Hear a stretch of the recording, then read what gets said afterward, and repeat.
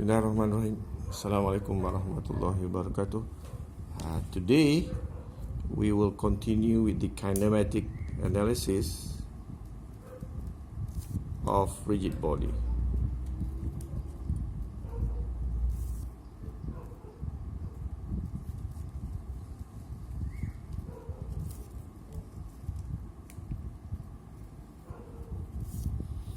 Now, in order for us to understand this, we have to do some fundamental review of what is needed.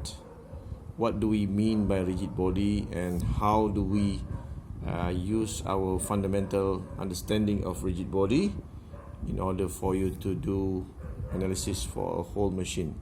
So I will start off with what we left from last week, which is the relative motion. Remember that you have a coordinate xy and you have a position vector A and B, two particles moving, and we know that this is the position vector A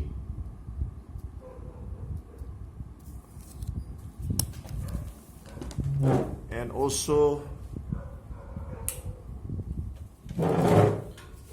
the position vector B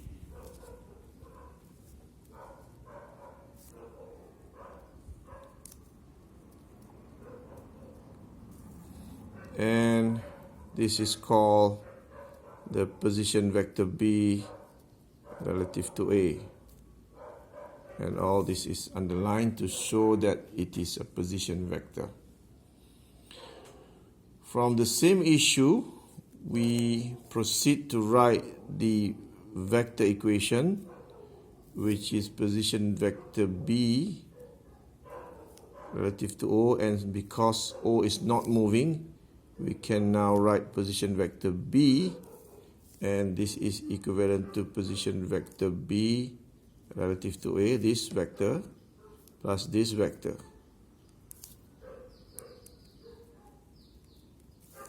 Okay, and from there we can write the velocity equation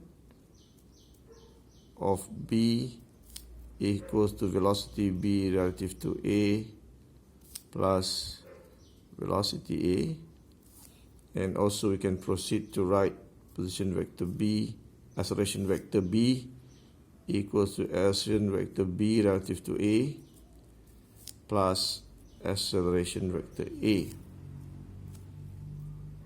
Yeah, so that is the equation for the velocity and the acceleration. This is obtained from the differentiation of the position vector, and this is obtained from the position vector. We differentiate, we will get the velocity vector, and then because both the coordinate system is not moving, so and at the end we have got the acceleration vector B equals to acceleration vector B relative A plus acceleration vector A.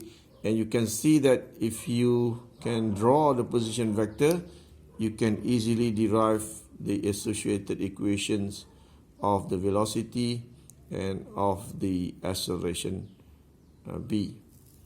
And we will now use this understanding to analyze the motion of a rigid body.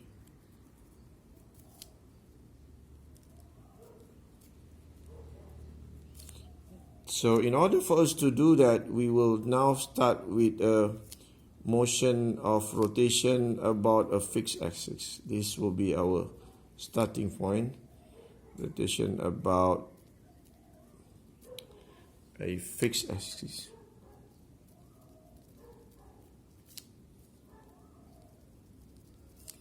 This is quite a common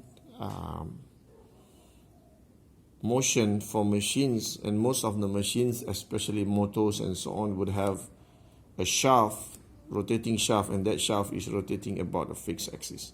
So let's look at what are the equations that we can use to predict the velocity and acceleration of an object rotating about a fixed axis. So let us assume that we have a particle or a rigid body, and this rigid body is pivoted about a fixed axis. And let's call this O. And we have a point somewhere on the rigid body, a point A, and therefore this we can map the position vector as position vector A relative to O, or we can just write position vector A. That is the position vector A. And at the same time, we will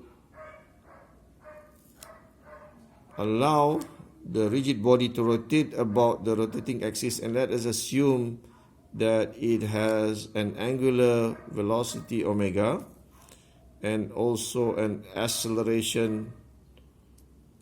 angular acceleration of alpha. And I have to represent this as a vector, and therefore I need to now label my coordinate system. So let's assume that this is the coordinate system, the horizontal axis being x and the vertical axis being y. And therefore, by using the right hand rule, we can now represent alpha as minus alpha k, because it is not rotating. Your z axis would be in terms of counterclockwise. This is clockwise, so it is in alpha k. I will draw the associated rules here. So this is, let's say this is our right hand rules. This is x, y. So this is our x, y, and z. You have to reorient to match this axis here.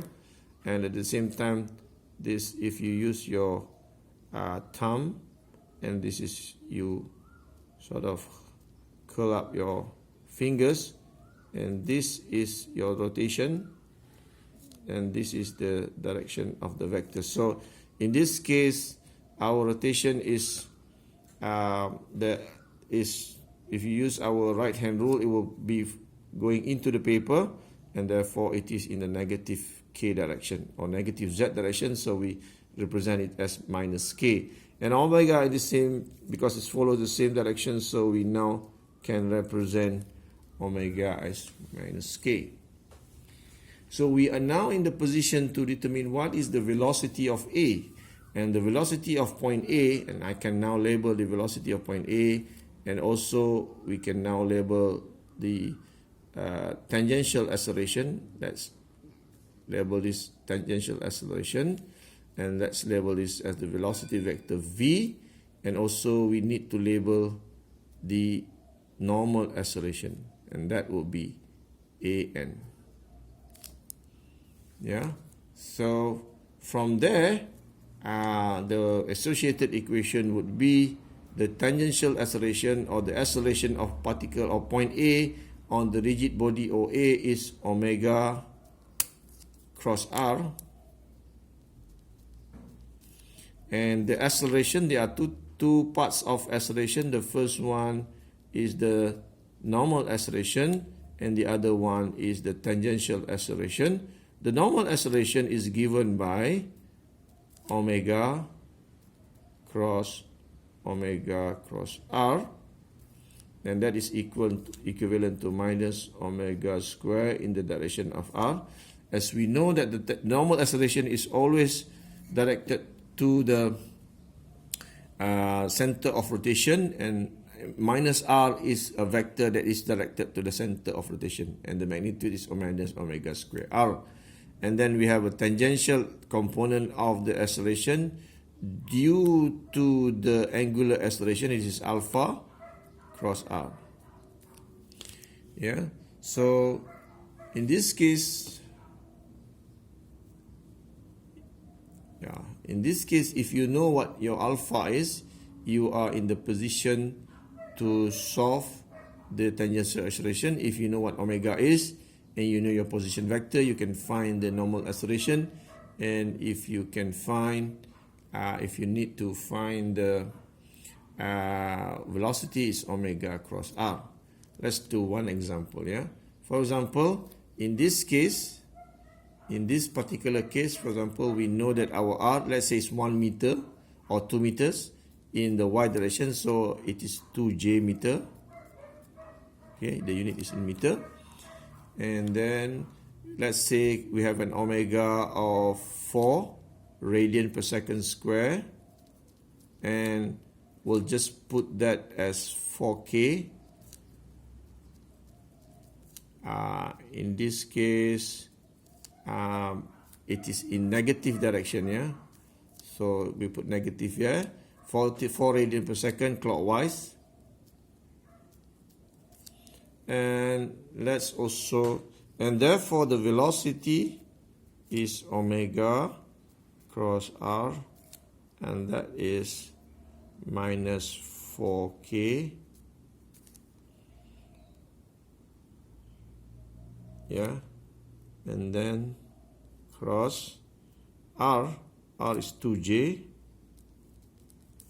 k cross j is minus I, minus 8, negative 4 times 2 is minus 8, and then this k cross j is minus I, and therefore we have the answer as 8I meter per second.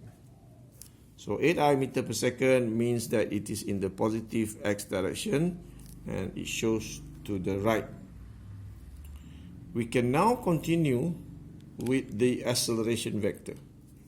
What is the acceleration for point? What is the acceleration for point A on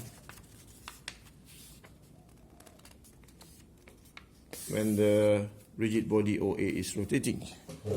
So if we put that acceleration vector, we know that acceleration vector A has the normal and the tangential component, and we can find the normal component first, and that would be minus omega square r, and we know that our omega is minus, I'll just find the magnitude of this, which is 4 square, and then r is 2j, so we have minus 16 times 2 is minus 32j. Yeah, and the units are meter per second square. And we can find the tangential component of the rotating body. This is given by alpha cross r, and let's assume that alpha is given, alpha is not given. Let us assume that alpha is 3 minus 3k radian per second square. Yeah, and therefore we can now calculate alpha to be minus 3k cross r. The position vector is 2j, k cross j is minus I, so we got minus 6 minus I, and then the whole thing is 6I meter per second square. And this is in the positive I direction, so it's moving to the right. This is a simple example of a rigid body rotating about a fixed axis. Okay, and you can find similar examples elsewhere, and we will continue with a new example after this.